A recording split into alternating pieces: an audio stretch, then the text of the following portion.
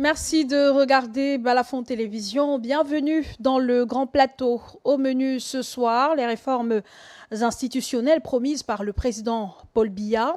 Lors de son discours de prestation de serment le 6 novembre dernier, le chef de l'État a annoncé son intention de soumettre au Parlement une série de propositions visant à adapter les institutions camerounaises aux exigences de notre temps et à permettre un fonctionnement plus efficient de l'État. Mais que recouvrent concrètement ces annonces, puisque depuis son dernier mandat, plusieurs urgences sont clairement identifiées, notamment l'amélioration de l'efficacité du système judiciaire, la modernisation de l'administration publique, une gestion plus vertueuse des finances publiques et l'intensification de la lutte contre la corruption. Jusqu'où ces réformes peuvent-elles et doivent-elles aller pour répondre aux attentes des Camerounais, au-delà des déclarations d'intention? Quel levier actionner pour mettre fin aux crises politiques, économiques et sociales qui persistent? L'analyse de nos invités est à suivre en seconde partie d'émission. Pour l'heure, place au journal.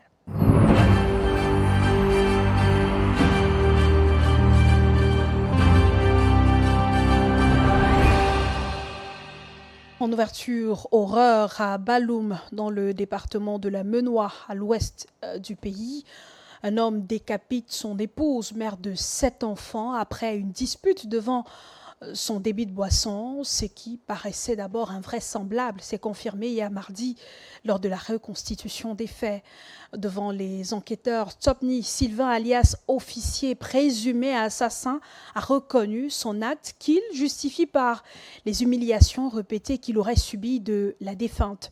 Une version que rejette catégoriquement la famille de la victime. Pour le père de Mada Kelly, la défunte, le drame trouverait plutôt son origine dans une affaire d'argent et un projet d'aventure à l'étranger qui aurait mal tourné. Dans l'enquête de Franck Duroc Tassonquin que je vous suggère de suivre, vous entendrez le récit glaçant d'un homme qui a porté 11 coups de machette à la mère de ses 7 enfants et dont le dernier a à peine 1 mois. Baloum, sur les traces de l'horreur, une reconstitution des faits aux allures d'une séance de décryptage de l'actualité par les populations riveraines. Déporté de son lieu de détention vers le site du drame, l'assassin présumé raconte. Après, quand elle m'arrête maintenant pour me gifler, elle me gifle la population qui était là, les quelques gens qui étaient là, comme elle me tape partout. Ils applaudissaient seulement. Dès que j'ai pris la machette comme ça, là, elle a fui. Se placer là où il y a le CB comme ça là. C'est comme ça qu'elle lançait la machette comme ça. Et que ça c'est même qu'elle marche tous les jours, les discussions. On a même divisé les bas, c'est tous les problèmes. J'ai soulevé la machette comme ça là. Comme ça qu'elle est coupée. Combien de fois? Dans ton audition, c'est 11 coups de machette que tu as dit que vous... J'ai dit au minimum 11. Voilà, au minimum. C'est petit, c'est 11. Tout a commencé devant son propre débit de boisson, ce 2 novembre-là, à la tombée de la nuit. Avant de se saisir de l'arme de son crime, Tsopni Sylvain, alias officier, s'est adressé calmement à sa clientèle, venue consommer, avant de passer à l'irréparable. Je viens encore et voir sa femme était assise là-bas. Il a parlé presque 7 fois que si quelqu'un est responsable dans ce bar, il faut que la personne sorte. J'étais placé que toujours là-bas. Après, je vois, il prend l'argent. Il tend l'argent peut-être à 2 personnes, ils n'ont pas pris. Il a commencé à verser l'argent comme ça. Là. Je le place toujours ici, là. C'est comme s'il cherchait quelque chose dedans. Il faisait comme s'il cherchait quelque chose dedans, ou je ne sais pas. Je dis à sa femme, je me place toujours ici, je dis à sa femme, lève-toi, tu fuis. Vois comment le monsieur entre maintenant dans son comptoir, il sort avec la machette. Face aux éléments des brigades de Penka Michel et de Tchang, le mis en cause évoque comme raison de son acte les humiliations publiques qu'il aurait subies de la part de Mada Kelly, la défunte. Faux, retorque le père de la victime. Même quand il parle du problème de l'argent, que sa femme a porté l'argent pour partir, c'est lui qui accompagne sa femme. Il monte un coup avec sa femme en envoyant sa femme à l'étranger pour aller chercher l'argent. J'ai les témoins. Quand le gars dit même que la femme a porté l'argent pour partir, c'est parce qu'il ment. Sa femme en partant le laisse l'argent. La femme en rentrant ne trouve plus rien. Ils avaient minimum 300 casiers. Lui-même a pris tous ces casiers pour aller garder. Voilà le problème tous les jours qu'ils discutent. Il dit qu'amène actuellement l'argent. Je sais que tu as tué 2 personnes. Tu m'as tué. Même si tu fais 5 ans en prison, tu paieras. Selon l'entourage, ce couple traversait une période de tension. L'assassin présumé aurait pris une seconde épouse. Il avoue, avec une froideur déconcertante, avoir abrégé la vie de la mère de ses 7 enfants, dont le dernier a à peine 1 mois. Au centre de santé intégré de Baloum, cette nuit-là, le médecin en garde, face à la gravité des blessures, a référé la victime vers un centre plus équipé. On avait attaché la dame avec le pagne. Elle avait des multiples blessures profondes. Oui, elle avait le bras qui était complètement coupé, les blessures au niveau de la tête, au niveau du cou, des blessures graves. Et apparemment, elle avait déjà beaucoup saigné. C'est avec tact et discrétion que le présumé coupable sera finalement interpellé et placé en garde à vue à la brigade de Penkabichel. Ici, je profite de l'occasion pour saluer la collaboration des populations de Baloum. Je dirais que la gendarmerie que nous représentons ici dans l'arrondissement, nous sommes là pour leur sécurité et les biens. Pour certains habitants de ce village, le mis en cause est décrit comme un homme calme et réservé. Mais au regard de ces déclarations, lors de la reconstitution des faits, d'autres y voient une obsession. L'enquête se poursuit. Élément de Franck Duroc-Tassonquin. Ces derniers jours, la région du nord-ouest Cameroun est en proie à de vives tensions marquées par une série de meurtres et d'enlèvements dans le département de la Mezam et du Dongamantung. À Baba 1, dans la Mezam, une jeune femme a été enlevée par des combattants séparatistes. Ces derniers l'accusent d'entretenir une relation avec un officier militaire et d'être enceinte de lui. À Bafut, les forces de défense et de sécurité ont neutralisé 4 individus soupçonnés d'appartenir à des groupes séparatistes dans le département du Dongamantung. Cette fois, plus précisément, Ndou, un homme d'église, a récemment échappé de justesse à une attaque armée. Fondrené Marquez revient sur ces derniers événements enregistrés dans la région du Nord-Ouest. In recent days, the atmosphere in Bamenda Mezam division of the Northwest region has been gloomy following a series of violent incidents, casualties and kidnappings. In Bafut, reports indicate that 4 suspected separatist fighters were gunned down by soldiers of the 501 Air Base. According to sources, the suspected separatists were ambushed by government forces in Akosia. The killing comes barely a week after 4 gendarmes were ambushed and killed in Bambili, also in Mezam division, by separatist fighters who later claimed responsibility for the attack. On Tuesday, tragedy struck when the life of a teenage commercial bike rider identified as Nde Desmond was cut short by a stray bullet. The incident occurred near the Central Police Station in Old Town Bamenda. Sources allege that a police officer accidentally discharged his weapon during training, resulting in Desmond's death. 2 women, a passenger and a roadside vendor, were also reportedly injured in the shooting. In Ndou, a clergyman identified as Reverend Peter narrowly escaped death after being attacked by armed gunmen. The assailants reportedly shot him in the arm last Sunday before fleeing the scene.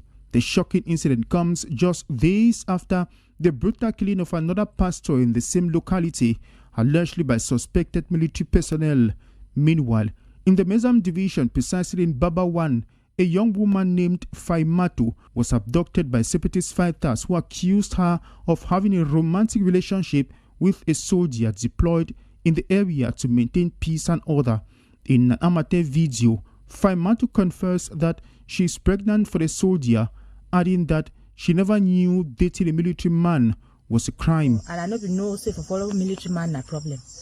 I never know but I mistake I don't accept my mistake. Me they forgive me.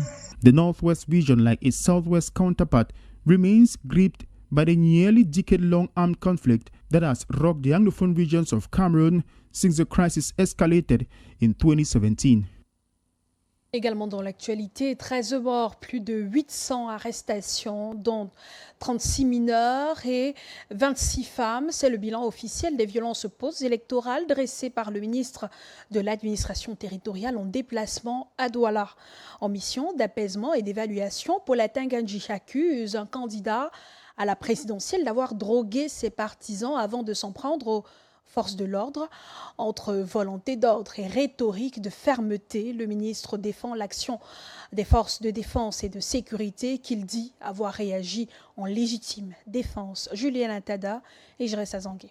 Atangandi accuse un candidat malheureux à la présidentielle d'avoir drogué ses partisans. Ce candidat a planifié dans la ville de Douala une insurrection savamment orchestrée en donnant des drogues dures, tramadol, cannabis, à ses affidés, parmi lesquels les jeunes âgés de 12 à 17 ans,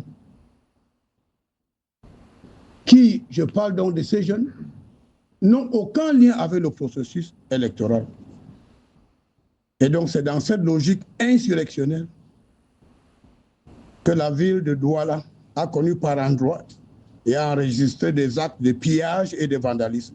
Pour le ministre de l'administration territoriale, les morts de Douala sont un acte de légitime défense de la part des forces de défense et de sécurité. Plus de 150 assaillants drogués ont attaqué la brigade de gendarmerie du quartier Nkouloulou et un commissariat de police dans l'intention d'assassiner les forces de maintien de l'ordre et de récupérer leurs armes. Dans la posture de légitime défense et de manière professionnelle. 4 assaillants ont été neutralisés et 3 autres ont trouvé la mort à la suite des bousculades. Le bilan officiel chiffré des morts et des arrestations du fait de la crise post-électorale à Douala fait donc état de 13 assaillants tués, 829 personnes interpellées, dont 36 mineurs et 26 femmes. 13 assaillants neutralisés. Il y a eu 3 le 26 octobre, il y a eu 6 le 27 octobre et il y a eu 4 le 28 octobre. Il y a eu au total également 829 assaillants placés en garde à vue administratif, dont 36 mineurs et 26 femmes. Les enquêtes sont ouvertes. Les assaillants et leurs commanditaires répondront de leurs actes devant les instances judiciaires compétentes. Le ton martial d'une mission d'apaisement. Derrière les chiffres et les mots, une question persiste. La main tendue du pouvoir peut-elle être crue quand elle s'accompagne du poing serré? La mission d'apaisement du ministre ressemble de plus en plus à une opération de reconquête verbale. La paix, elle, semble encore attendre son discours. Tout le monde le sait.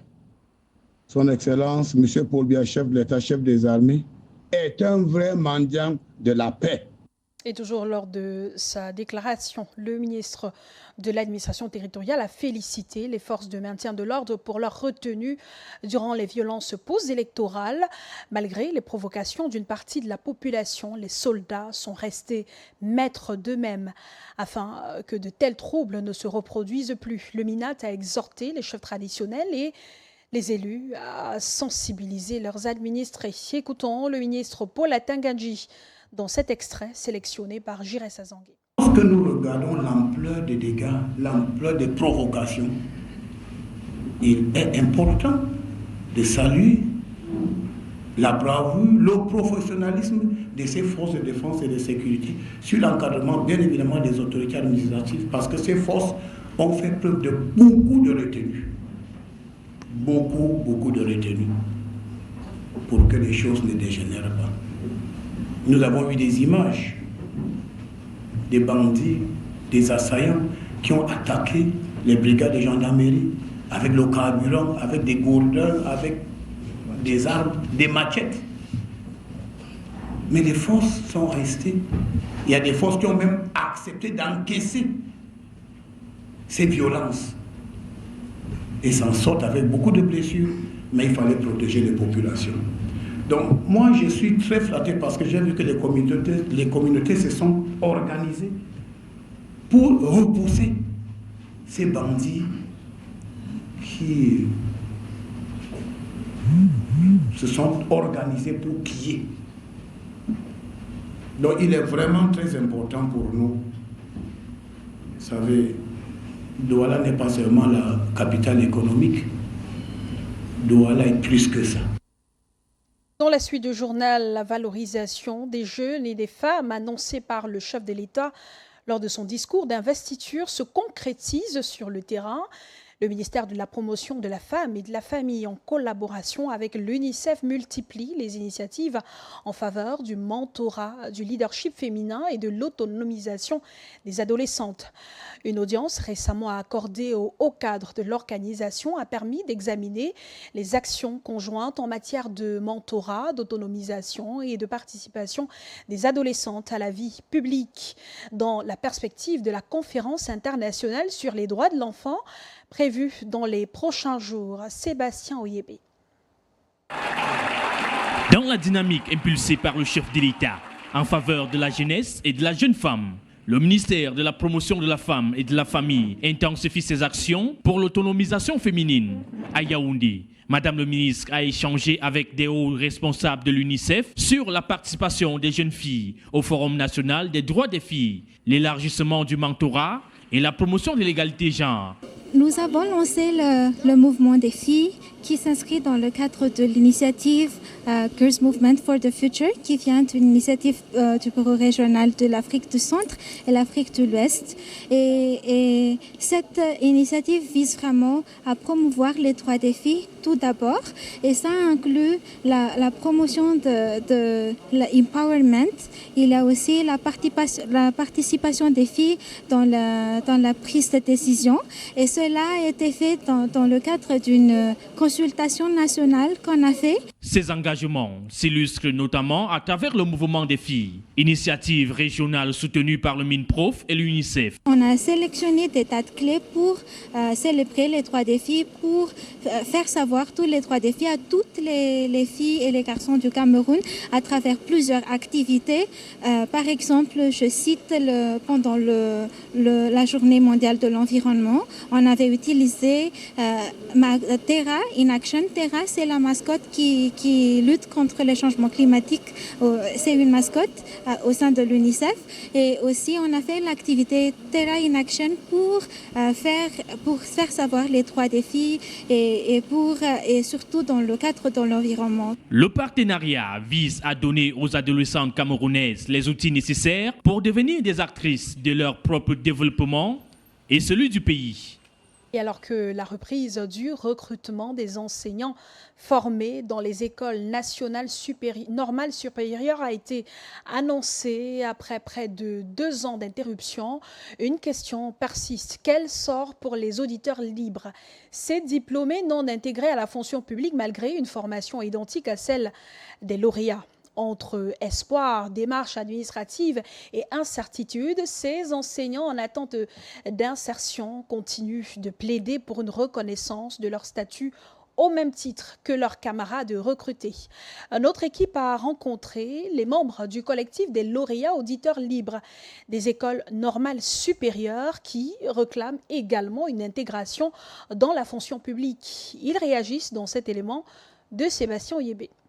Au Cameroun, le recrutement des lauréats des écoles normales d'enseignement supérieur vers la fonction publique, après près de 2 ans de suspension, suscite espoir et satisfaction. Mais les auditeurs libres, formés dans les mêmes conditions, sans intégration automatique, réclament également leur place. Plusieurs d'entre eux auraient déjà saisi le Premier ministère.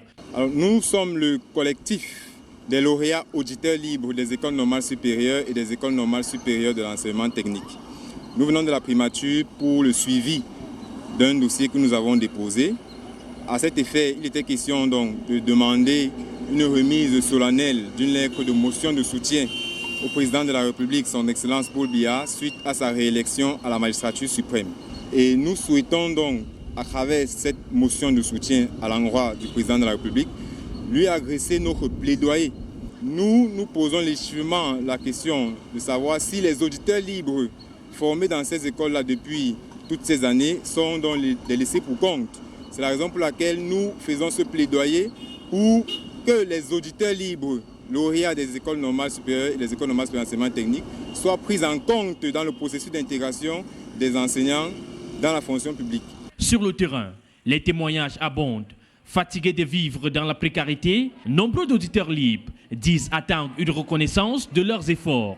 Autre difficulté rencontrée par les auditeurs libres sur le terrain, la discrimination salariale. La plupart des responsables d'établissement ne considèrent pas, ne valorisent pas le travail que nous, auditeurs libres, nous faisons dans les établissements. Au-delà de cela, il y a un problème de gestion des établissements privés.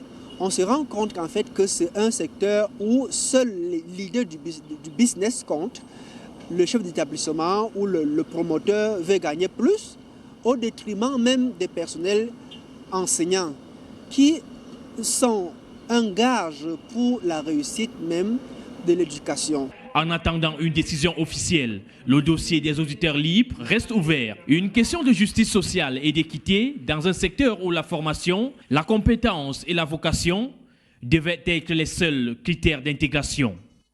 Après l'éducation, on parle santé. À présent, la suspension des financements américains en 2025 plonge les programmes de santé communautaire au Cameroun dans une crise sans précédent.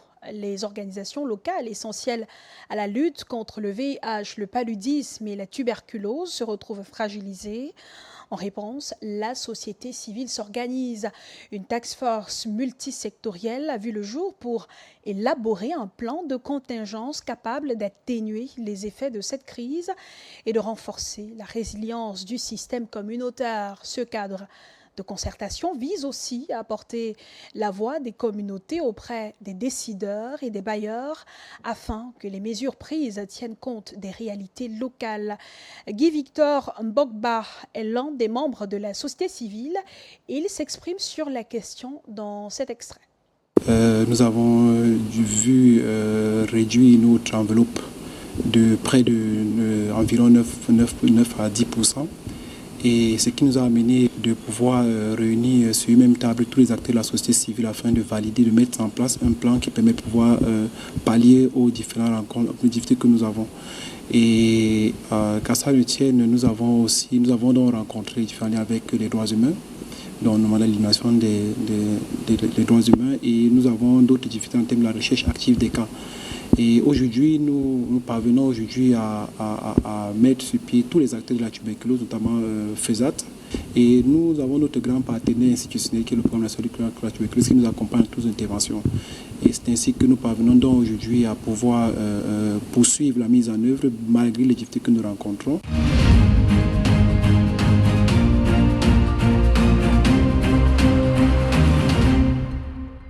Le président Paul Biya se rend-il enfin compte que l'hypercentralisation et la concentration des pouvoirs entre ses mains freinent un fonctionnement optimal de la machine d'État depuis des décennies? Sa mainmise sur les appareils exécutifs, législatifs, judiciaires a presque vidé les dirigeants des institutions de leurs prérogatives en dépit des dispositions légales établissant clairement le principe de séparation des pouvoirs.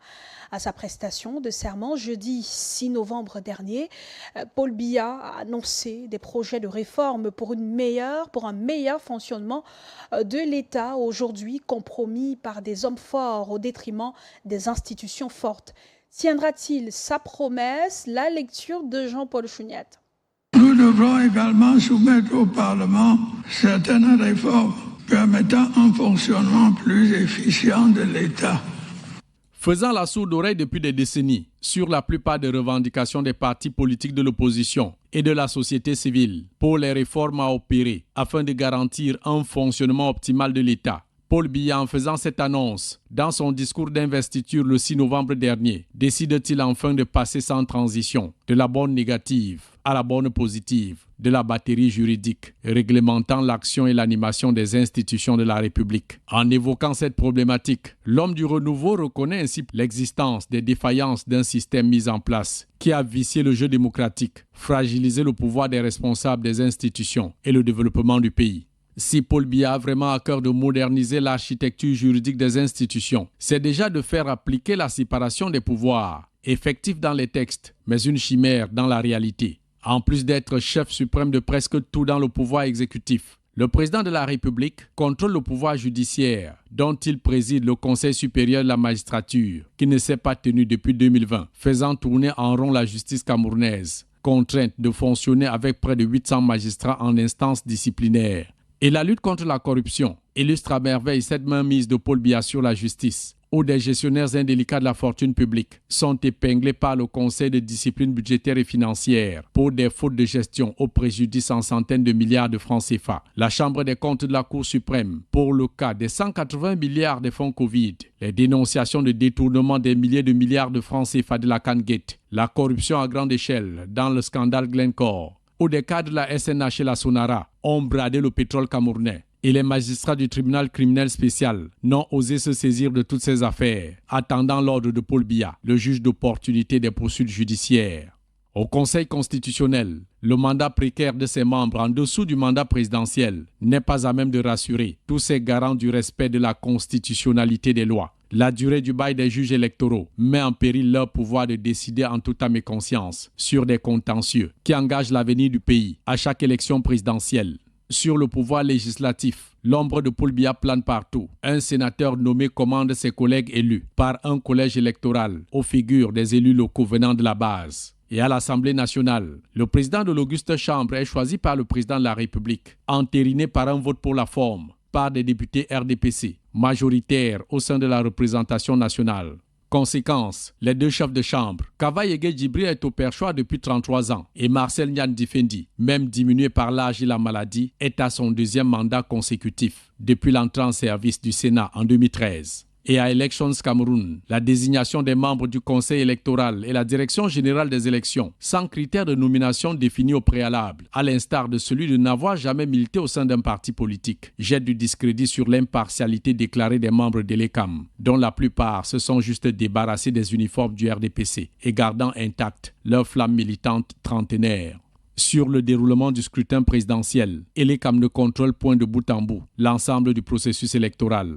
Une fois les opérations de vote achevées et les procès-verbaux compilés dans les antennes communales, les compétences des responsables de l'ECAM s'arrêtent là et des magistrats prennent le relais à la commission départementale de supervision, suivie de la commission nationale de recensement général des votes, qui ensuite transmet les résultats au Conseil constitutionnel pour proclamation. Et le code électoral dont la révision est réclamée à corps et à cri depuis des années par des leaders politiques. Le scrutin à 2 tours. La réduction du délai de publication des résultats de 15 jours à 2, l'instauration du bulletin unique et le relèvement de la majorité électorale de 21 à 18 ans sont entre autres réformes attendues de toute la technostructure des principales institutions de la République. Cependant, des observateurs avertis ayant coutume de dire « Le Cameroun a de très bonnes lois, mais c'est leur mise en application qui pose problème ». Il n'est pas aussi exagéré de penser que notre pays a grand besoin de dirigeants intègres pour respecter et faire appliquer les textes et règlements de la République.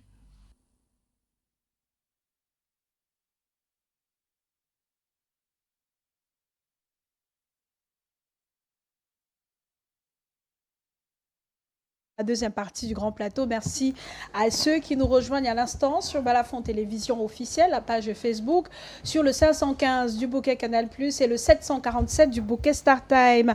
Maître Joseph-Claude Biyiga, avocat au barreau du Cameroun, membre en politique, membre du RDPC, est avec nous ce soir. Maître, bonsoir. Merci d'avoir accepté notre invitation. Merci de m'avoir invité. Je suis content d'être là. Je crois que c'est la première fois que je participe à votre émission. Oui. Et je suis content d'être avec des gens que j'admire. Et j'espère que nous ferons une très belle émission ce soir.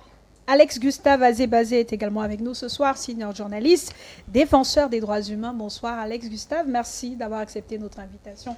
Bienvenue. C'est moi qui te dis merci Claude. Je retourne mes civilités à Maître Biyiga. J'ai l'habitude de l'appeler Monsieur le conseiller ou Monsieur le trésorier. Parce que je l'ai beaucoup plus connu comme membre du Conseil de l'Ordre des avocats, du temps où il en était, et surtout quand il était trésorier du Conseil. Et Roland, bonsoir, et bonsoir à tous les téléspectateurs du Grand Plateau de Claude Maillot. Merci.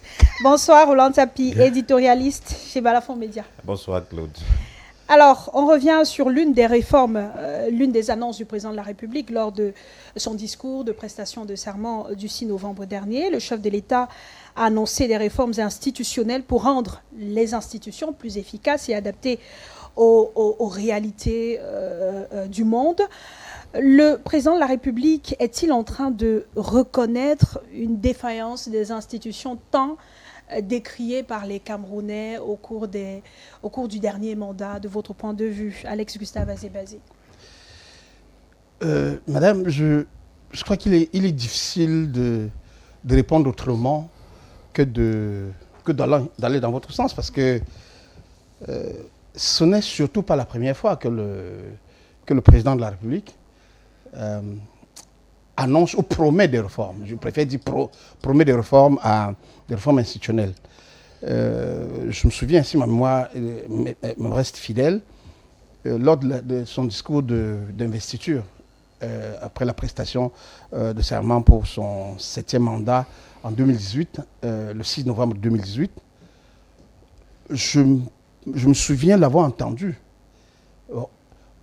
au sujet de l'ECAM, parlant des insuffisances de l'ECAM, des dispositions qu'on prendrait pour performer cette institution, cette structure-là, et surtout que l'ECAM elle-même, ou lui-même, je ne sais pas si on dit une ELECAM ou un ELECAM, avait dans ses rapports, en tout cas plus tard, relevé des insuffisances légales dans l'exercice de son impérium, qui est théoriquement la charge de l'organisation des élections. Alex Gustave, je peux me tromper, mais c'était dans le discours de 2011.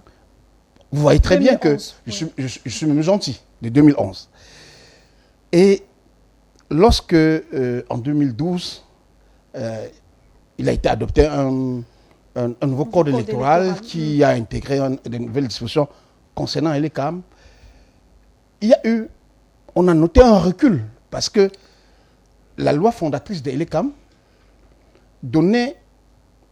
offrait la possibilité à cet organe-là, en charge de l'organisation des élections, de proclamer les résultats, d'annoncer les résultats provisoires. C'est dans l'une des réformes, parce qu'il y en a eu deux, une en avril 2012 et une autre en décembre de la même année 2012, qu'a été supprimée cette possibilité pour l'ECAM, en tout cas cette compétence pour l'organe en charge des élections, ce qui est d'une banalité naturelle dans tous les pays, d'annoncer les résultats provisoires, ce qu'on appelle les tendances.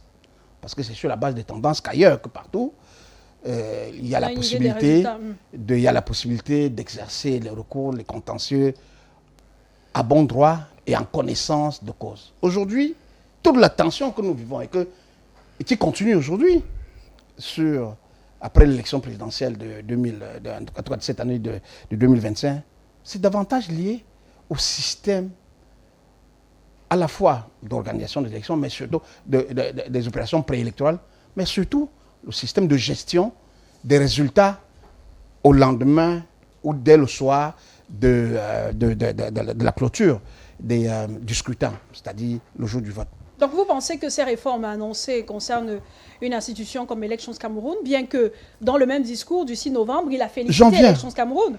J'en viens. Vous savez, il ne me surprend pas que le président qui s'est fait reconduire, ils viennent à la télévision critiquer les institutions qui l'ont reconduit. Ça n'aurait pas de sens. Parce que, d'abord, on dit tout flatteur, celui qui l'écoute. Et parce que ces institutions-là, c'est lui qui, in fine, en est le responsable final en tant que président de la République. Parce que c'est ses options politiques, c'est ses options législatives, c'est la loi au Cameroun, contrairement à ce qu'on entend souvent, puisque tous les lois camerounais sont d'origine gouvernementale.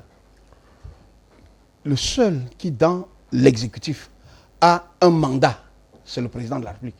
Donc c'est lui qui est, à la fin, le responsable de l'ensemble des projets ou des propositions, des projets de loi qui sont adoptés dans ce pays. Donc quand on vous dit que tel ministre a défendu telle loi, tel ministre a participé à l'élaboration des lois, c'est du formalisme. Mais le responsable, parce que la loi est le reflet d'une vision ou d'une volonté ou d'une orientation politique d'un gouvernant en place. Et dans un système centralisé comme le nôtre, où le président est l'alpha et l'oméga, il ne peut échapper à personne qu'il fait la loi, d'abord en fonction de ses objectifs, en fonction de ce qu'il souhaite. Je vais peut-être sortir de l'ECAM et parler des autres. Parce que j'insiste sur l'ECAM parce qu'on a très bien vu pendant tout le mandat qui a échu la semaine dernière, donc qui a échu le 6 novembre dernier, que les forces politiques et sociales ont régulièrement demandé, quand je parle des forces politiques, je parle des partis politiques de l'opposition, mais pas seulement de l'opposition, des partis membres de la coalition gouvernementale demandaient la réforme d'électorale. L'UNDP, par exemple, en tout cas, a demandé que soit réformé le système électoral. L'UDC, bon, ils sont de l'opposition, donc pour certains, on dirait que c'est automatique. Des acteurs de la société civile, c'est-à-dire, j'appartiens d'ailleurs à un groupe de travail qui a travaillé sur une proposition sur la base des synthèses que nous avons vues dans divers pays, en Afrique de l'Ouest, en Afrique du Sud, et nous avons travaillé avec les législations africaines. Vous permettez, Alex, Gustave, on va revenir sur ces secteurs qui peuvent subir des réformes au vu du discours du président de la République. Mais Maître Bihiga, le président annonce des réformes. Alex Gustave le rappelait, c'est du déjà entendu. Quelle est l'opportunité d'annoncer de ces nouvelles réformes qui sont annoncées? Lorsque vous dites que c'est déjà entendu, ça suppose qu'il n'y a rien n'a été fait depuis qu'il a annoncé un certain nombre de choses. Peut-être c'est pour des améliorations, qui sait, Voilà, mais c'est déjà entendu. Le monde est dynamique, rien n'est statique. C'est pour cette raison que très gouvernement, lorsqu'on a un gouvernement, parfois on change, lorsqu'on a, même au niveau de votre direction, au niveau de médias comme Balafon, on est parfois amené à changer le directeur, ou je veux dire l'adjoint, ou le chef de service, etc. C'est parce que c'est dynamique. Les choses sont dynamiques, il faut tenir compte de ça. N'oubliez pas que lorsqu'il y a eu l'élection en 1992, vous n'étiez pas encore né, il n'y avait pas EDECAM, il n'y avait pas ONEL. C'était l'administration territoriale qui a organisé des élections dans lesquelles le président Biya a eu 39, je crois, sauf si je me trompe, et le président Fondi 36%. Ça veut dire que ce n'est pas forcément le fait qu'on dise qu'il y a un organisme indépendant qui organise des élections, que ces élections sont forcément organisées, sont transparentes et autres. La preuve, on est parti de l'ONEL qui était une simple, qui avait un rôle d'observateur, tout simplement. Il y a eu ONEL 2 par la suite. Et on a amélioré pour arriver à ce qu'on appelle aujourd'hui EDECAM, qui également a des failles. Tout le monde le sait, il y a des choses sur lesquelles... Mais ces failles ne sont pas forcément liées à EDECAM. Moi, je donne un exemple banal. Lorsqu'on vous dit qu'il est permis à tous les partis politiques d'être représentés dans le bureau de vote, et que quand on se rend compte que moins de la moitié des bureaux de vote, dans le bureau de vote, il y a des représentants des partis politiques, notamment ceux de l'opposition, ça pose problème. Pourquoi? Parce que le débat qui se pose généralement dans la contestation des élections, c'est de rapporter la preuve du fait qu'on a gagné. Mais comment pouvez-vous apporter la preuve qu'on a gagné lorsque vous n'avez pas, par exemple, des procès verbaux? Comment demander à un parti ou à un candidat qui participe à une élection d'aporter les preuves de sa victoire quand on a une institution comme Élections du Cameroun? Je suis en train de vous dire non, parce que lorsque vous contestez ce que l'élection Cameroun donne comme résultat, vous devez bien apporter la preuve contraire. C'est pas ce que vous comprenez. Sauf que la loi dit que c'est le procès verbal de l'ELECAM qui fait froid. Si vous pouvez me laisser continuer, ce serait bien. La loi dit bien que c'est le procès verbal de l'ELECAM qui fait froid. Mais la loi est appliquée par les hommes. Il y a ce qu'on appelle l'esprit de la loi. La lettre et l'esprit de la loi. Vous pouvez imaginer que si nous sommes ici 5 représentants des partis politiques et que nous 4, nous avons les mêmes, les mêmes chiffres, les mêmes signatures, etc. Et que des candidats avec une signature ou des trucs qui sont différents des nôtres, on va choisir des cams. La loi ne le dit pas. Ce que la loi dit, c'est que, et ça il faut le comprendre, c'est que lorsque on laisse à chacun le soin de dire qu'il a gagné sur la base de ses propres PV, il n'est pas exclu que cette personne puisse l'être traficotée. On a vu des vidéos, je ne sais pas dans quelle mesure elles sont réelles, où on peut traficoter des procès verbaux. Mais s'il y a plusieurs personnes et que le seul procès verbal de ELECAM qui n'est pas conforme aux autres, on ne pourrait pas imaginer que ce sont les autres qui ont tort, qui ont au défaut de PV, mais c'est plutôt illégal. Maître Bihiga, évidemment, ce débat des PV révolu. Je suis d'accord. Ce que je voudrais encore comprendre, c'est que nous sommes en train de parler des améliorations. Et des secteurs dans lesquels on pourrait apporter des améliorations ou des réformes. Oui, déjà, je dis, lui, on a commencé par Elecam, mais il y a d'autres secteurs, naturellement, où il faudra bien qu'on apporte des réformes, des institutions, par exemple. Moi, je dis, il y a toujours un débat qui a toujours eu lieu, celui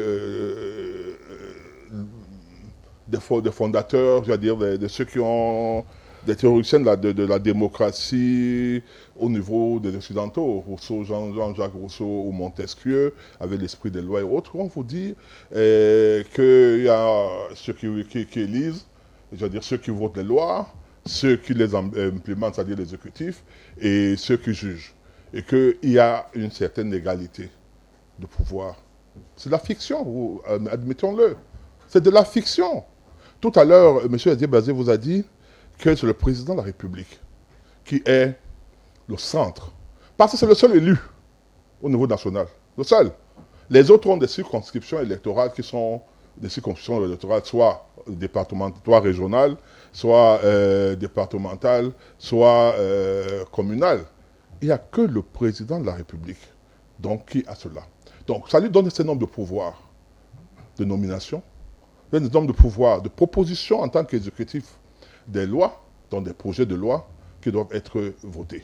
Et lorsque vous y ajoutez ce qu'on appelle le parti politique, avec la discipline du parti, vous vous rendez bien compte que, nécessairement, celui qui est le président du parti, ou bien celui qui est le responsable du parti au pouvoir, doit même avoir ses mains libres pour pouvoir travailler. Parce que si vous allez dans un gouvernement et que vous n'avez pas suffisamment de députés, vous ne pourrez pas travailler. Je donne un exemple banal. Vous avez suivi, il y a là, je ne sais pas, 5-6 ans, lorsque à RD Congo, il a fallu que le président Tshisekedi vienne au pouvoir. Il avait trouvé que l'Assemblée nationale lui était hostile.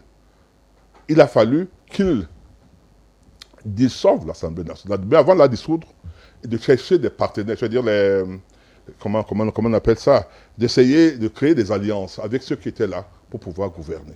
Donc ça ne doit pas être un reproche. Le président de la République en France, c'est Macron. Ce n'est pas le président de l'Assemblée nationale. Ce n'est pas le président le procureur général ou je ne sais pas quoi. Ce n'est pas lui, c'est le président de la République. Et au Cameroun, c'est Paul Biya. C'est Paul Biya. Aux États-Unis, quoi qu'on dise, même si on dit qu'il y a un certain nombre d'équilibres de pouvoir, celui qui tape la main sur la table, c'est Trump. Ne pas l'admettre, c'est rêver. Nous sommes en matière politique. Et le parti au pouvoir essaye de pouvoir rester au pouvoir. Et ceux qui veulent y aller. Mais lorsqu'ils y seront, ils vous feront exactement la même chose. Ils n'iront pas aux élections aujourd'hui pour être président, pour que la haute prochaine élection, ils perdent des élections. Et ce débat est révolu, je le rappelle, parce que le président de la République a prêté serment, donc plus question de chercher à comprendre qui a les PV, qui ne l'a pas, qui est président, qui ne l'est pas. Peut-être qu'il faudrait mieux m'expliquer ce que vous attendez par les institutions. Parce que tout à l'heure, on a parlé, il a évoqué les CAM. Oui. C'est pour ça que je parle de PV. En disant, même si les CAM doivent s'améliorer, il y aura toujours contestation. Et il a parlé de l'ECAM en citant cette institution comme l'une des multiples qui doit s'améliorer.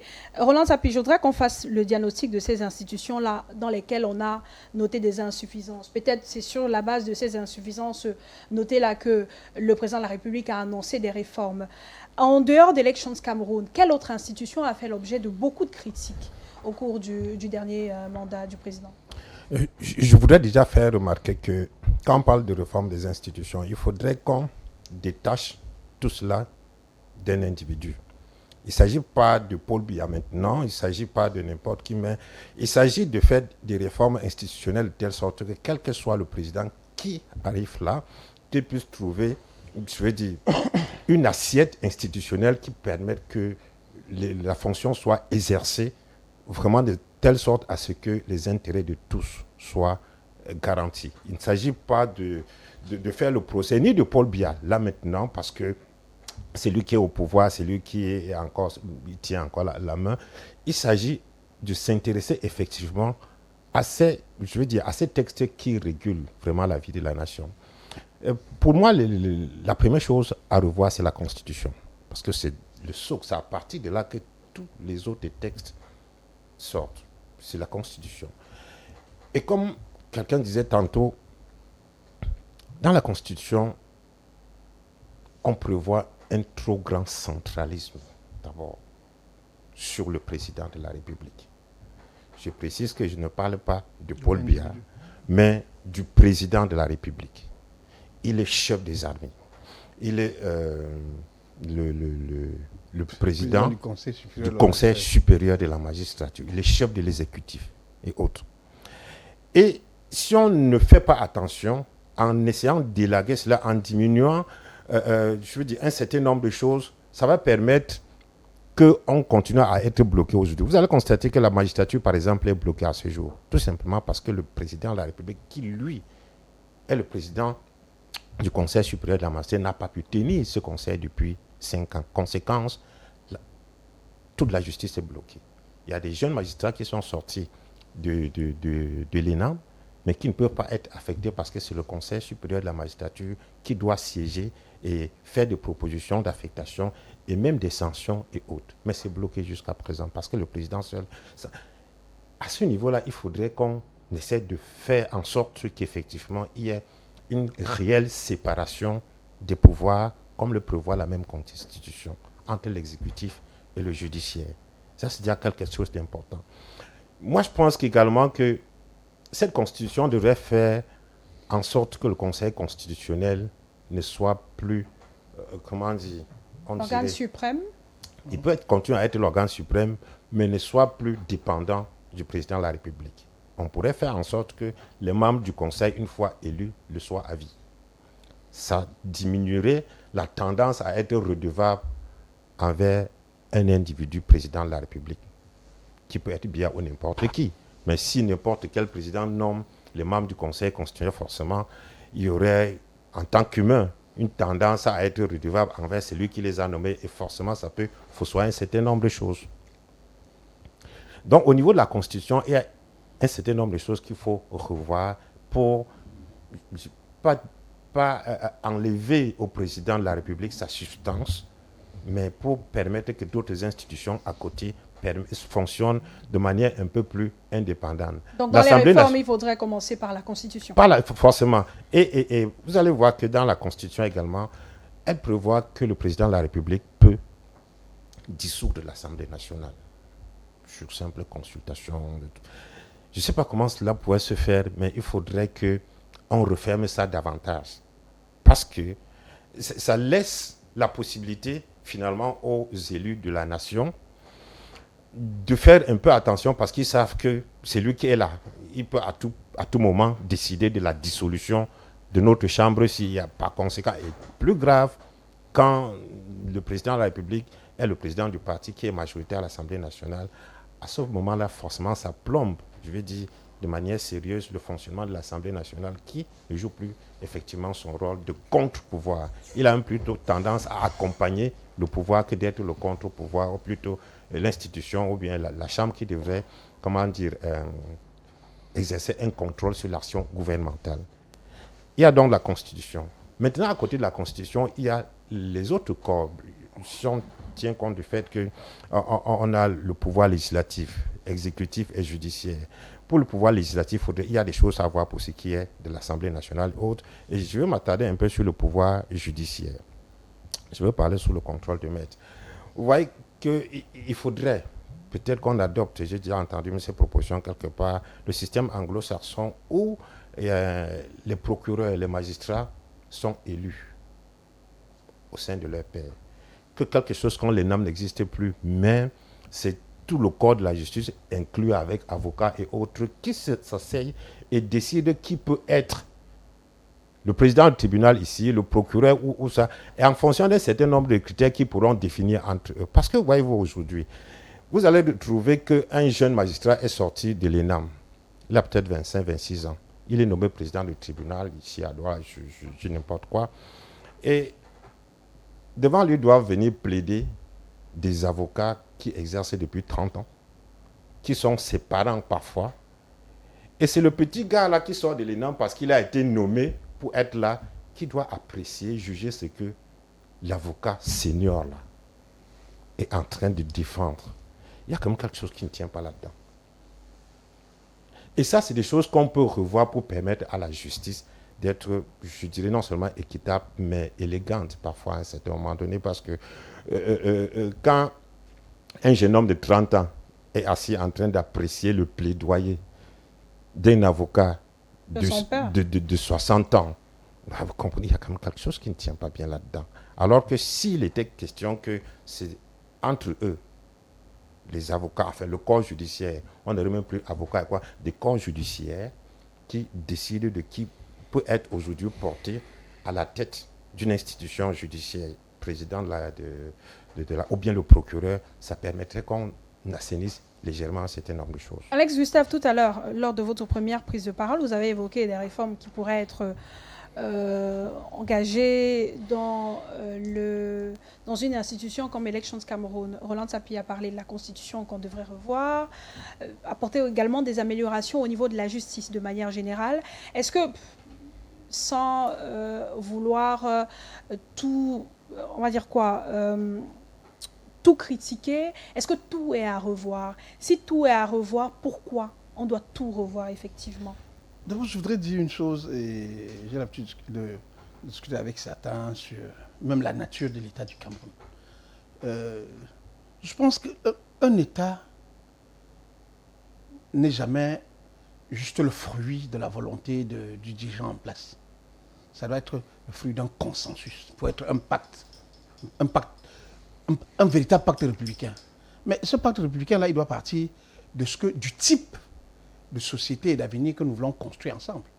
Il y a énormément de débats au Cameroun aujourd'hui sur est-ce que la forme actuelle de l'État est la meilleure. Mais j'estime, à titre personnel, qu'avant d'arriver sur la forme de l'État, il faut voir quelle est la nature. On a un État de type colonial qui est totalement totalitaire. C'est-à-dire qui ne tolère pas ou qui n'accepte pas, parce que on fait ce qu'on appelle la tolérance administrative. Mais regardez ce qui se passe lors des élections. Vous avez l'impression que l'ensemble du système administratif de haut vers le bas considère que ceux qui ont l'ambition de remplacer le dirigeant au pouvoir commettent un crime de lèse-majesté. Et du coup, l'ensemble des activités de contestation, d'opposition, sont criminalisées quand ces activités-là sont menées de manière vigoureuse, de manière déterminée. On a vu que de plus en plus, les conflits politiques au Cameroun sont réglés ou déférés devant la justice militaire. On va me dire, et je parle encore, comme Roland l'a dit tout à l'heure, sous le contrôle de Maître qui est un acteur du système judiciaire, on a vu que depuis 2014, lorsqu'il a été adopté dans ce pays, la loi de lutte contre les actes dits terroristes et tout, on met maintenant on met tous les actes de contestation politique, on les assimile à des actes terroristes. Vous avez entendu le ministre de l'administration territoriale tout à l'heure, avant que nous n'arrivions sur ce plateau. Il considère que tous les actes, oui, on dénonce les dérapages, mais il ne faut jamais croire que dans la période électorale est l'une des périodes les plus sensibles dans la vie d'un pays. Et si les dirigeants, avant le jour où les gens vont voter et après le décompte, ne créent pas les conditions qui permettent aux citoyens de sentir que leur vote compte, il y a des risques qu'on... Moi, j'aborde cette question-là pour que on trouve un équilibre institutionnel qui permettra à ce que l'État ne soit plus le produit et uniquement, même pas des politiques de l'administration, parce que l'administration camerounaise est extrêmement, j'allais dire, atavique à la réforme.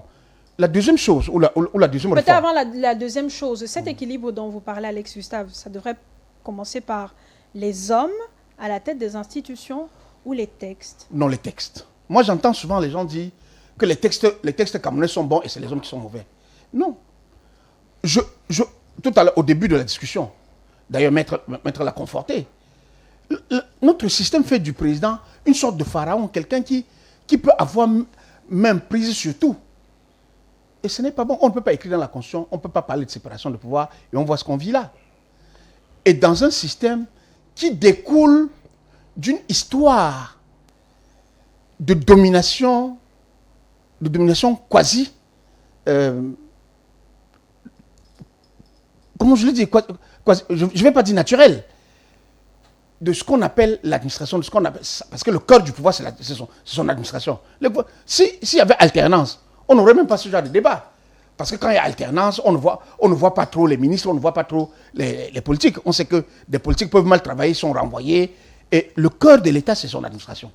La colonne vertébrale, qui, on l'a constaté, c'est elle qui se comporte comme si elle était l'adversaire des partis ou des acteurs civils qui ne partagent pas les vues du pouvoir en place.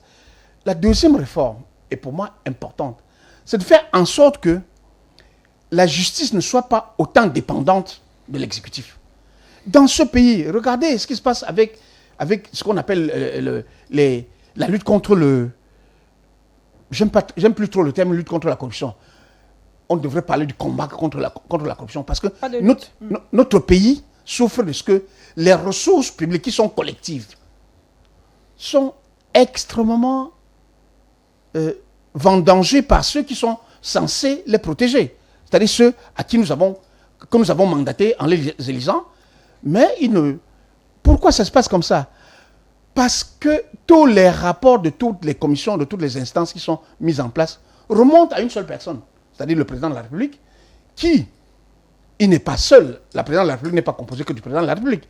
Mais parce que la loi et les réglementations qui existent disent que le rapport de la NIF, il va à la présidence de la République, le rapport de la CONAC, il va à la présidence de la République, le rapport de la cour, du conseil de Consupé, il va au président de la République, c'est lui qui... Le rapport de la Chambre des comptes de la Cour suprême, il va au président de la République qui décide. On a des situations, des hiatus comme cela, qui font en sorte que quand tous les jours, les citoyens se plaignent de ce que la justice dont les magistrats et les membres du corps judiciaire travaillent mal, moi je me dis, mais est-ce que vous avez très bien vu que les textes font en sorte que si le président de la République ne veut pas qu'on mette en cause un ministre qui est notoirement corrompu ou notoirement détourneur de fonds publics, on ne le fera pas. Et on a vu avec les rapports. Alex Gustave, je voudrais que Maître Bihiga réagisse. Non, ne vous excusez pas.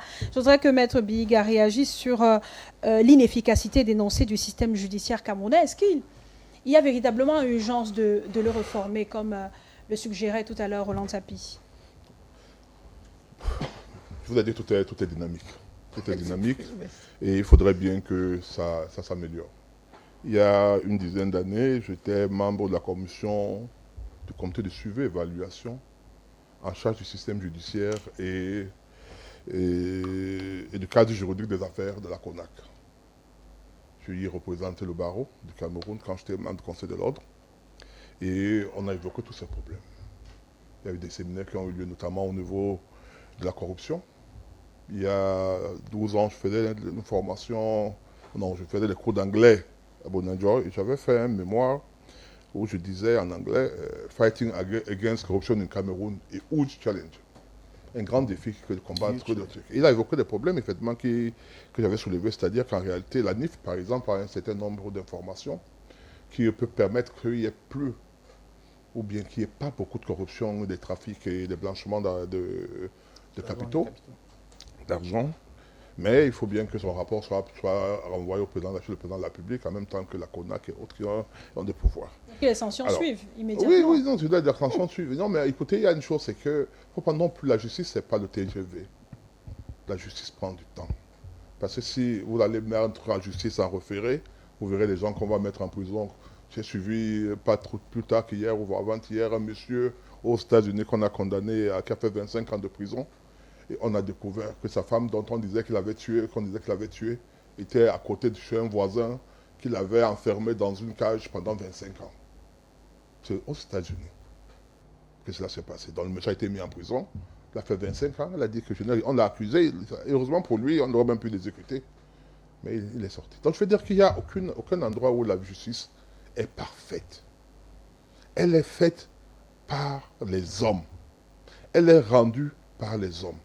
Lorsque vous arrivez devant un juge et qu'il vous condamne, ce n'est pas le président de la République qui demande de vous condamner. Et vous pouvez arriver tous les deux devant un juge, selon que nous sommes, moi je me suis comporté de telle manière devant lui, selon que j'ai un passé de délinquant ou pas, je pourrais être relaxé, acquitté et vous condamner. Et vous allez dire non, c'est l'injustice, ou bien, bref, il y a beaucoup de... On ne passera pas le temps à parler de tout ça. Ici, je voudrais également dire une chose, tout à l'heure, tu dois parler de la justice. Ce n'est pas forcément le fait qu'on nomme quelqu'un à du time éternel, c'est-à-dire, sans, je veux dire, à vie, qu'il peut ne pas être indépendant. Au lieu de qu'il sera dépendant. Aux États-Unis, par exemple, c'est le président Trump qui nomme, c'est le président de la République qui nomme, le chef de président, qui nomme le membre de la Cour suprême des États-Unis. Comprenez ça? On n'est pas au Cameroun. On n'est pas en Afrique. Et vous noterez qu'il nomme les personnes lorsque les places se vident. Selon, c'est-à-dire à cause de la mort de la personne qui était titulaire. Et ça devient un problème lorsque la personne meurt. Si c'est le président qui est un démocrate, du Parti démocrate, vous êtes sûr à 100% que la personne qui va voter, qui va nommer, est un démocrate. S'il est un républicain, et vice-versa, est-ce qu'on parle de démocratie à ce moment-là? C'est un pays occidental, où la justice est rendue au nom du peuple américain, mais où on trouve ce genre de choses, où l'exécutif intervient pour la nomination des membres de la Cour suprême. On va vous dire, dès qu'il nomme, non. Je suis en train d'écrire un livre où j'ai parlé de ce qu'on appelle le devoir d'ingratitude. C'est Badinter qu'on a élevé dernièrement au Panthéon, qui l'avait dit, le devoir d'ingratitude. Qui voudrait que, si je suis nommé par M. Azébazé, par exemple, que je ne me sente pas obligé, dans l'exercice de mes fonctions, d'être son soumis, son béni, oui. Que je prenne mon indépendance pour pouvoir rendre d'une manière honnête, dans la limite de mes moyens intellectuels et autres, ma mission. Ça, c'est la norme. Je dis donc je suis en train de vous dire, je vous explique le principe du devoir de l'ingratitude. Bien développé par Badinter, c'est même pas lui qui l'a mis en place, mais d'autres personnes qui l'ont dit. Donc je vais pour vous dire que, pour moi, il n'y a pas de solution miracle. Ce n'est pas parce qu'on aura nommé les magistrats comme dans le système anglo-saxon que ces magistrats pourront être indépendants. Si on a un exemple banal, nous voyons comment ça se passe au Cameroun avec des élections. Des élections. Aller dans un corps comme le nôtre, vous voyez comment ça se passe pour être élu. On regarde la tribu. Ceux qui sont plus nombreux ont des chances de pouvoir être élus. Prenez ça, mettez ça dans les corps. Je veux dire, pour dire à la justice, ok, on va plus nommer le président du tribunal, on va laisser à ses pairs de prendre les nommer.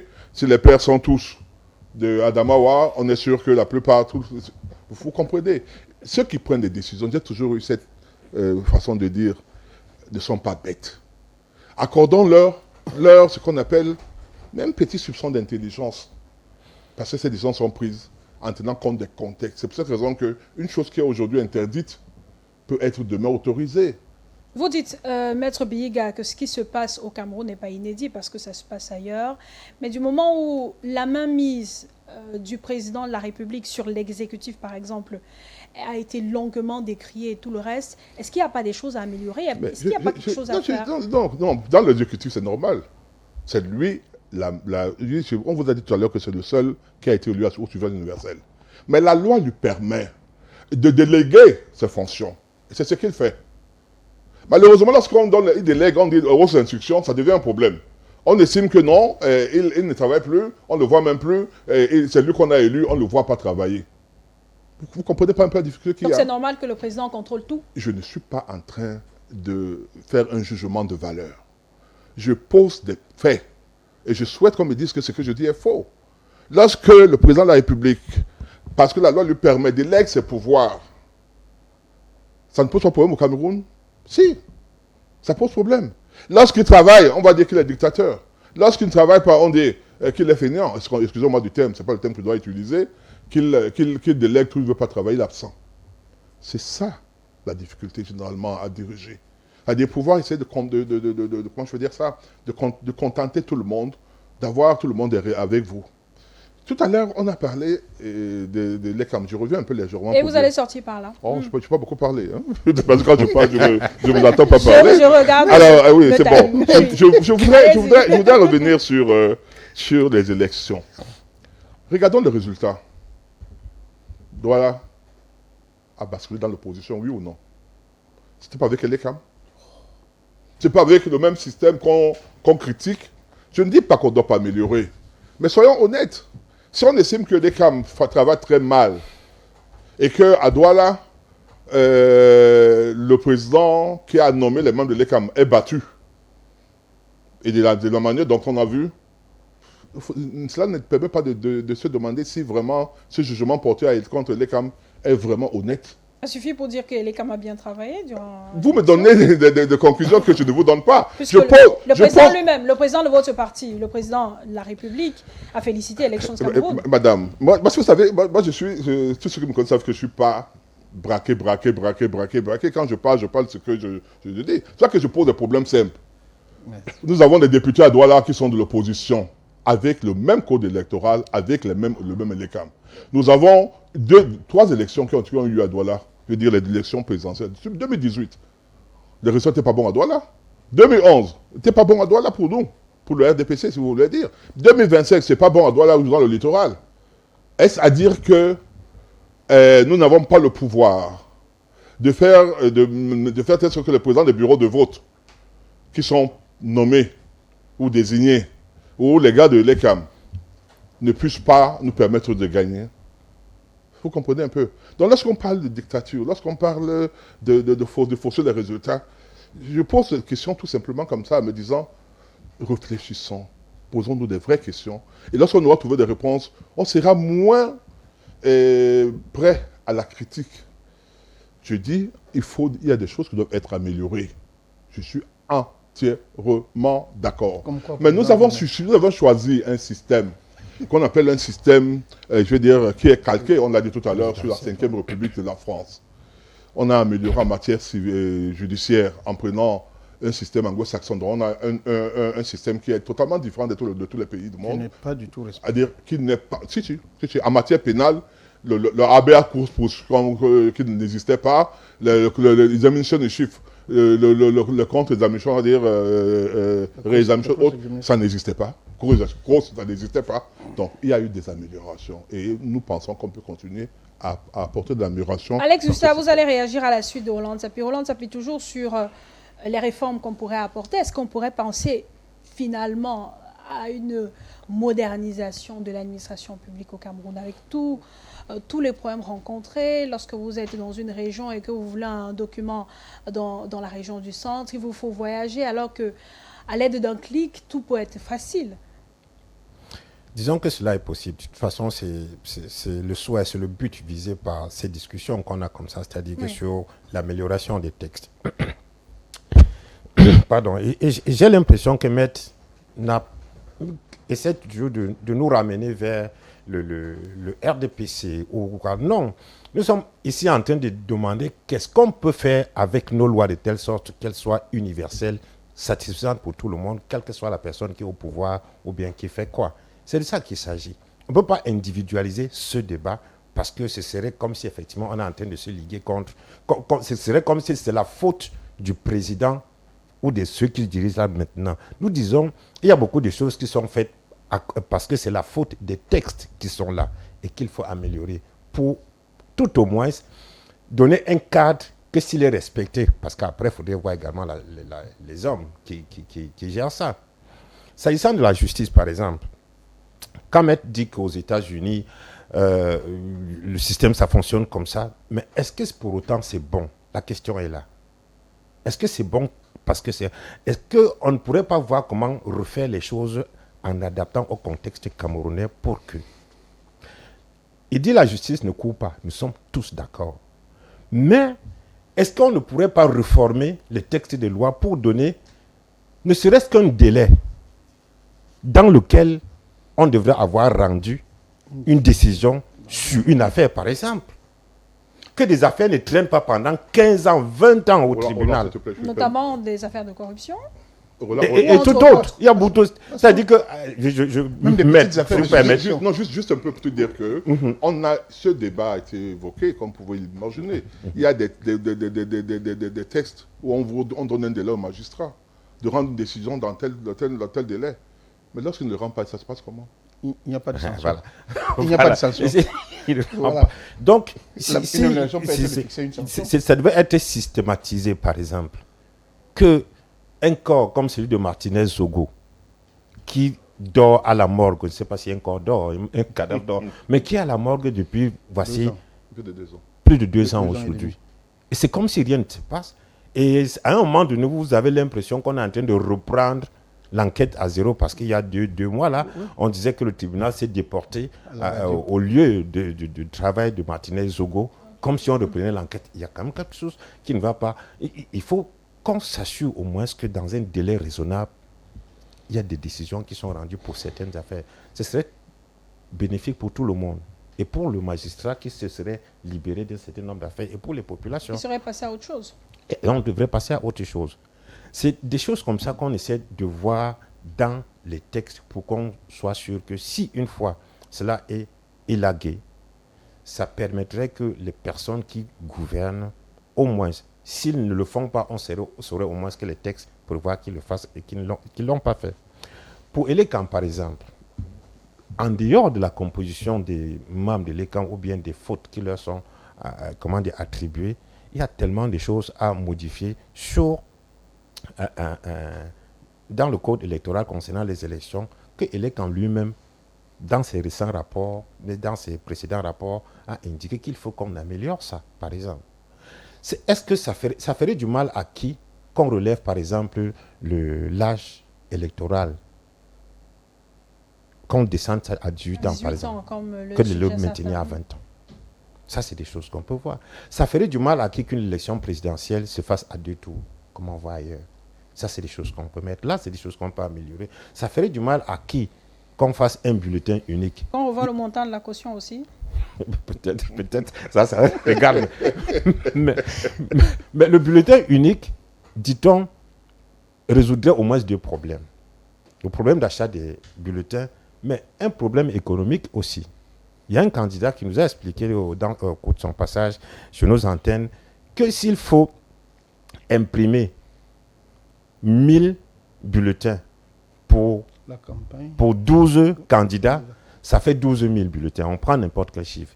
Mais si on doit imprimer un seul bulletin qui comporte les photos de tout le monde, on va imprimer seulement 1000 bulletins. Et ça va résoudre le problème.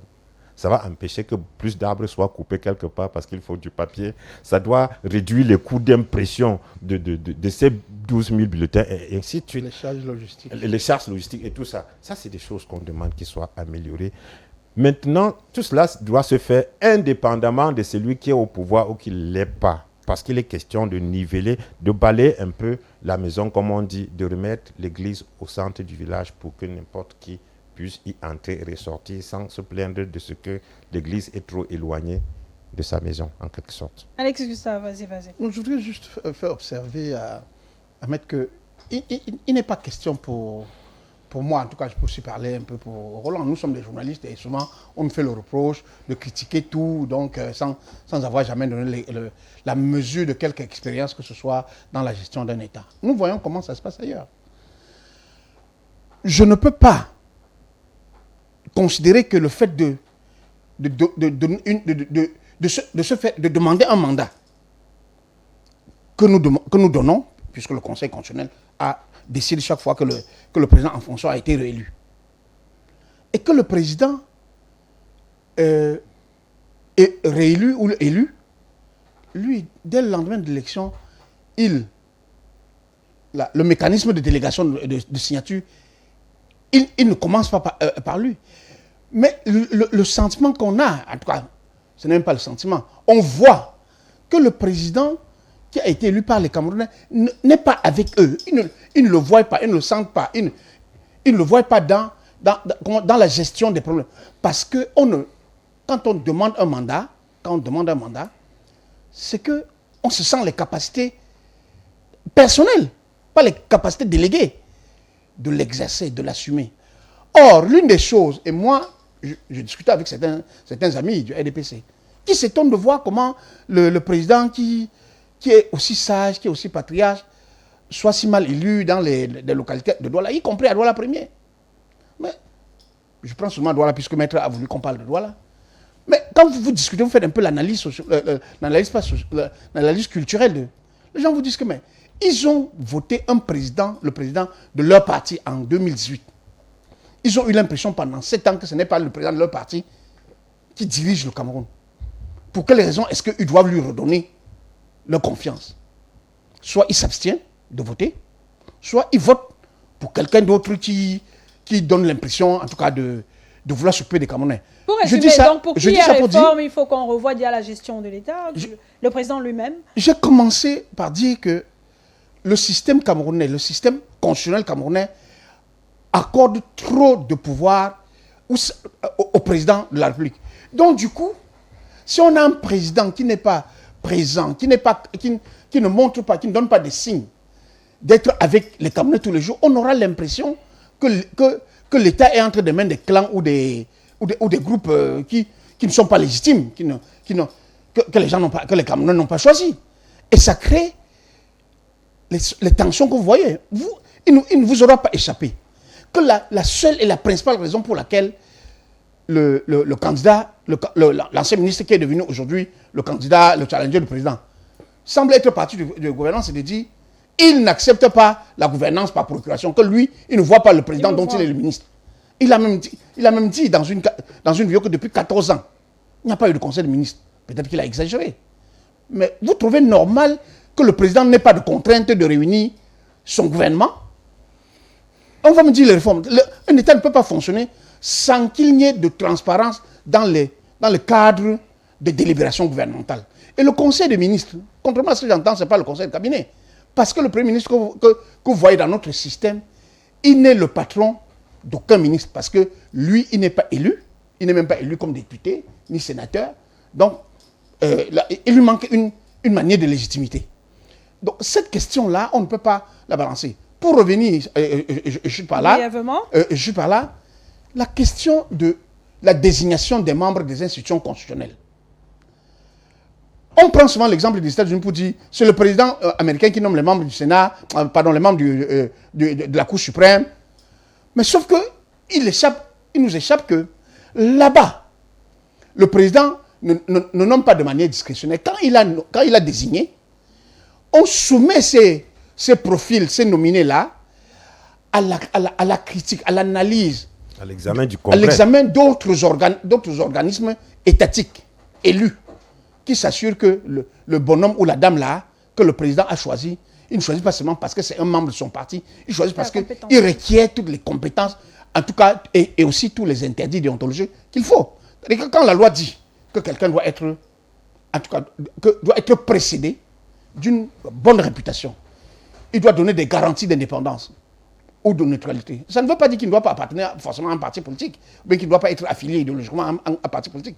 Mais que par le passé, on ne lui connaisse pas des situations où il a été l'objet de conflits d'intérêts, où il a été l'objet de corruption, où il a été l'objet de trucs. Or, dans notre pays, on fait ça où? Et qu'il ait surtout les compétences. On va sortir de l'émission Maître Bihiga. Le président de la République, il a dit dans son discours, ces réformes-là seront soumises au Parlement. À quoi devrait-on s'attendre dans ce qui sera naturellement soumis au Parlement en termes de réformes institutionnelles telles qu'il les a appelées? Je ne pourrais pas lire, je ne suis pas un divin, je ne peux pas lire dans la boule de cristal, mais si moi me demandait mon avis, je pense qu'il faudrait qu'il y ait beaucoup plus de décentralisation. Parce que lorsque vous voyez par exemple nos frères du Nord-Ouest, du Sud-Ouest qui se plaignent, et pour reprendre l'expression, il y avait quoi avant? Ils vont se dire, nous avions Pawakam, qui nous fournissait de l'énergie. Nous avions PWD. Nous avions, qui nous permettait, dans un espace bien réduit, de régler nos problèmes. Or, maintenant, pour signer un papier ou pour faire un truc, il faut aller à Yaoundé. C'est parce que vous comprenez. Moi, je dis, si on commence à le faire au niveau local, etc., ça va beaucoup à changer.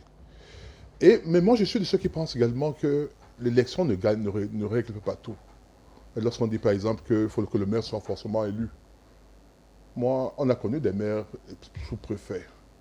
On a connu des maires nommés dans les communes qu'on appelait rurales, miss rurales, etc.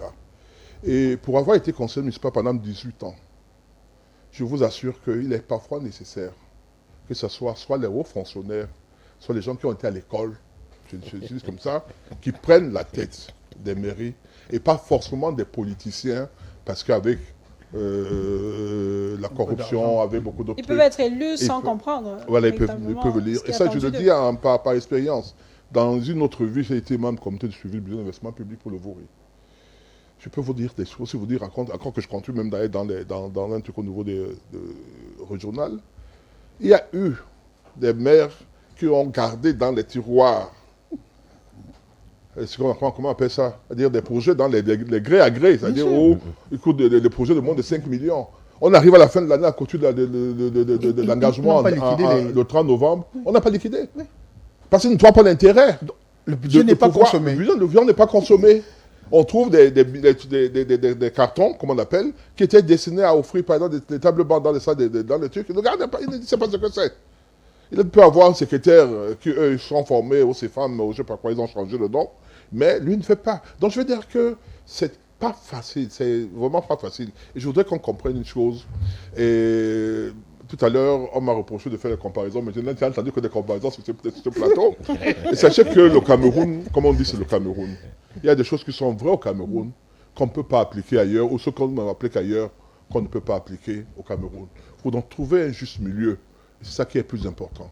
Trouver un juste milieu pour que chacun puisse se retrouver. Et moi, je dis la première étude, c'est là. D'autres réformes peuvent intervenir au niveau, par exemple, comme il a dit, au niveau de la magistrature. Parce que le fait, par exemple, que le conseil d'administration, le conseil supérieur de la magistrature ne siège pas, moi, je pense que ça pose problème. Et on peut bien trouver des solutions pour que le président ne soit pas forcément la personne qui va les présider, et pour que même s'il n'est pas là, qu'il y ait une délégation de pouvoir pour que le ministre de la Justice, par exemple, puisse s'en occuper.